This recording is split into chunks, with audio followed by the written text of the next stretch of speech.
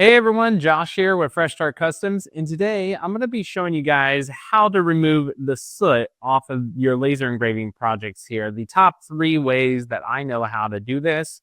There are different methods here, but this is going to be my favorite 3 methods to remove this here. So first off, you have the option of getting a nice fine sandpaper like this, and then you can just go over this. This is probably my least favorite way, but it does work. If you go over top of this back and forth, you'll see that it kind of removes it. The downside is it can ruin your actual engraving and it can get inside the engraving here. That's why I like it the least, but it does work. And then you can blow this out with an air duster or whatever you want. I just don't prefer that method because it kind of makes it look kind of bad here. The second method here is going to be using isopropyl alcohol here. Sorry that I bumped the camera here, but you're going to be using isopropyl alcohol. And you're going to get a cloth that you don't need anymore. So I just took a piece of cloth and cut off a corner here. We're going to be using that as an example here. So let me go ahead and get that a little wet here with this little isopropyl alcohol. You can use this here. This is the next method. Still not my favorite method here, but you can kind of wipe this off back and forth, and then it will get some of this off of there. So as you can see, that worked a lot better than what the sandpaper did. So this will work. Now the problem is with this, why this is my second favorite method, is this can soak into the wood, changing the color of the wood in some situations. This wood had clear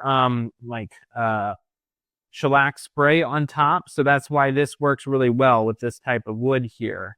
But if it was like raw wood, this could seep into it, causing it to have like a discoloration or a different effect like that. My favorite way to remove soot is to prevent it in the first place, and that is with paper masking tape here. So I've got an example here.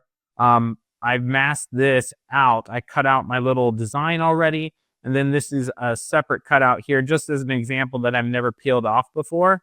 But this actually has masking tape on it. So if I kind of use my fingernail here and I lift up this masking tape, you can see I can just peel this off and it'll reveal all of the actual, in this case, MDF material instead of wood underneath, and it'll be super clean just like that. See, there's no more charred edges at all. So those are basically going to be my 3 top ways that you can prevent that from happening. Also, as a bonus tip here, if you don't like the black edge and it's leaving off a lot of residue on your finger, you can use that same isopropyl alcohol on that wipe and just get the edge of it just like that, and pull off any kind of dirt or debris or dust on the edge of your materials just like this. So hopefully that helped you guys out. I know this is a super short video once again, but if you have any questions, let me know down in the comments below.